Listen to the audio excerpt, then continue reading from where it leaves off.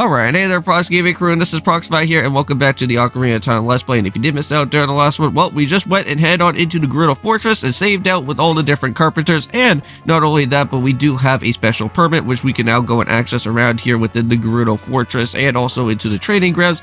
And not only that, but we could also be able to go and do a little bit of a mini game within the Gerudo archery type of stuff that is going to happen, which we are going to be going and doing that out here for today. Now, however, unfortunately, my archery skills are not as the greatest here in, well, for what type of version of this Ocarina of Time game is all about, since I am playing this on virtual console, and not only that, I am also using a GameCube controller, which that is going to be a little bit tricky for me because it has been a very long while since I haven't really stepped foot into the GameCube type of version of the Ocarina of Time with the controls of the archery type of practice. But however, what you do need is that you need to go and get yourself with a score of like at least like 1,000 points, and from there you should be able to get yourself with a special heart piece out of all this. Now, unfortunately, you guys are going to be seeing me completely fail throughout here because we're going to go through two different attempts. However, this first attempt, though, for what I was going to be getting was not as great as what I was thinking for, and I think I only got roughly around like 300 and something around for the first score. But the next score that also did happen within one of my other different attempts, I did get all the way up to like 770, which that's somewhat okay, but it's not like as great all the way to get into where that 1,000 points are going to be. Yeah, and unfortunately for the different pots that you have to go and try to shoot around here in this game, is that you want to make sure that you basically line up like somewhere around within where your bow's going to be, and then you can just start like rapid firing all the time throughout there. And unfortunately, I just did not have like a nice, good, correct type of speed or some sort of nice, good distance where my bow can just be able to just go and shoot the different arrows from there.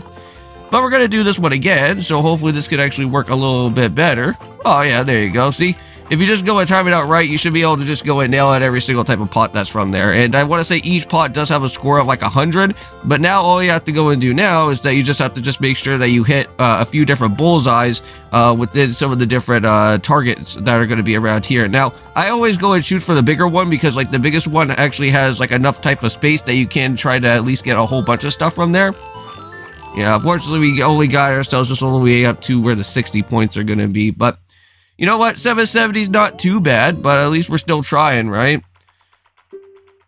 But here we are. We're back over at where the carpenter place is going to be. Now, this is where you can normally go and meet up with the postman again, and there is like a certain little racing type of game that you can go and do. Now, unfortunately, I don't think there's really anything of like too much of a reward to go and even do it. Because I think there's like a certain time that you have to like try to beat where the postman tells you to like make your run all the way over to where well, I want to say where the Kokiri Forest is going to be, but you don't really get anything special out of it. But yeah, you can just go and talk to some of these carpenters here. They'll basically go and talk about everything with Noburu out here, which that is going to be our next location. Is that we do have to go and meet her over at where the spirit temple is going to be. Now, since we do have the long shot, we can literally zip on over to where the spirit temple is going to be. But we're not going to do that because we're going to go and jump into the shadow temple so that we can go and pick up with the Nocturne of Shadows, get that song all and everything out of the way, and start reaching on into that temple so that we can go and tackle it with Bongo Bongo. But now the bridge has now finally been completed, and we can now actually go back and forth between the area from here. But now we're going to be on the lookout for the different Poes, the Big Poes to be exact, and here is one of them so far. I will show you guys some of the different locations where you can go and find the Poes. There is going to be some times throughout here in this episode where I'm not going to be getting the actual Poe that I do want to go and pick up with, because some of them can be a little bit annoying in some places. Like, I know that there's like two off of the top of my head, which I really don't like, where they go and put the Poes at, and yeah, unfortunately, you can't actually go and use the actual bottle to go and pick it up. You actually have to go and interact with the actual Big Poe that's going to be there, so that we'll be able to enter on into it. But yeah, so there's going to be one area in particular where I think it's just like right around where Kakariko Village is going to be, and you actually have to go to the little cliffside that's going to be around within that area, and I think that's the only one potential spot that you can actually go and find where that Big Poe's going to be. And sometimes trying to shoot around with your bow and arrow in that area can be very challenging, just to go and pick up with that guy. And then the other Poe that's actually somewhat relatively difficult is going to be the one over at, I want to say, just around where Long Lawn Ranch is going to be. And that one, you actually have to go and head up to around to where one of the different barriers are going to be around within that area. And you should be able to go and point out that there should be a Poe that's going to be there. And that one's going to be really difficult too. Because like the Poe's like super far away and he'll like basically appear out of nowhere and just kind of like look at you and then just immediately run after. But yeah, so here's the Poe, guys. So if you ever do have any of the big Poes, he will go and add some stuff to your points card that's going to be here. And if you actually get all the way up to, I want to say, 1,000 points, just like how that Gerudo lady was all about, if we get ourselves all the way up to that 1,000 points that we do need, he will also give a certain piece of heart later on, which that'll be really handy as well, too. Now, I think in total, if I'm going to try to remember, I think there is, what, 6 different Poes, I think? Because we have to get all the way to 1,000, right? So I'm going to try to remind myself on how this is going to work. Let me just go ahead and see how this is going to happen here. Ocarina of Time. How many Poes are there? I think there's 6. Big Poes. No, there's actually 10. Okay. I had to go ahead and just look up on the Google there. Just to make sure. But yeah, I guess like to get all the way up to the 1,000, you'll probably need at least the 10 Poes to do so, right? Because it is like 50 rupee or 50 points, I think, every so often, right? Now, here we are back over at where the where Sheik is going to be, and things are not looking as what it should actually be all about there. But yeah, so the mysterious type of creature that is here within the bottom of the well is, whoa, it's just throwing Sheik all over the place. Well, you would never get to see that all happen from before. Huh. Well, there it goes. But it may probably be making its round and probably start to head all the way back over here to go and probably destroy us. Oh man, you better be careful there, Link. Get ready to do some slashing and dashing. Oh, okay. Well, I guess that wasn't really going to last for too long, was it? Hopefully we're going to be somewhat okay after all of this. Jeez.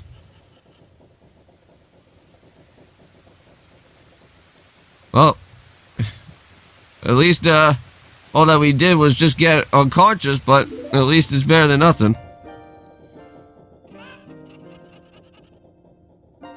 But I do have to say, though, once we go and head on into the Shadow Temple, we do have another upgrade that is going to be there, which will actually be somewhat relatively nice for what we're going to have, and that is going to be with the hover boots at that point.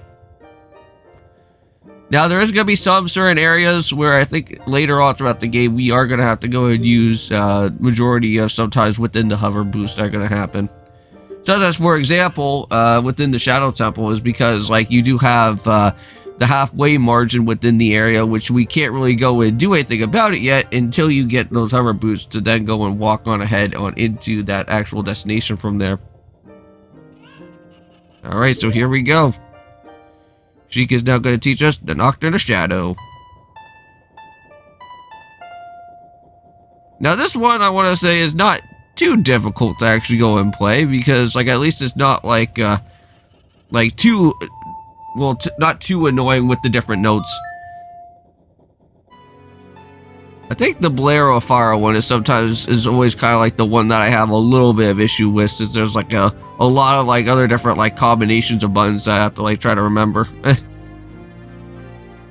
But I think for me personally is that I think in Ocarina of Time 3D, I actually do like that game a lot more, because at least I can actually know about how the actual button combinations actually work for the different songs, because then you don't have to really go and really worry about having to use the C stick. But again, off goes Sheik once more. And now, before we go and actually worry about heading into the Shadow Temple, more Poe collecting. Yes, we are going to be on the more of the Poe searches that are going to happen here for these 10 different Poes. So unfortunately, here's the one that is really annoying, is the one near here in Kakariko. This is like the only one area that normally shows up with the Poe. Sometimes the Poe sometimes actually shows up right behind you in some aspects, but majority of the time, when you're around here in this part, a Big Poe will actually show up in the front of where this little cliffside is going to be most of the times here. And it can get a little bit challenging because of just that annoying tree that's there. But here's the other annoying one. Here's the second one. This is where you can actually go and figure out that the Poe is going to just disappear out of nowhere. And you only have like about a few seconds to go and literally get him right off the bat. I would probably say like once you actually start reaching all the way up into like where that little barrier is going to be, immediately go and like just start rapid firing as best as you can to hopefully at least get him. But couldn't go and do it though, however. But we are going to be reaching it into another destination, however, and that's going to be right here. Yeah, I did take a few shots with that one guy. But here it is. Here is the Poe that is here for this particular part. Just right around where, almost close to Lake Hylia. And I think that is about it. So I'll see you guys then. And let's go and pick up this guy here. There we go. And I'll be seeing you guys in the next one in peace.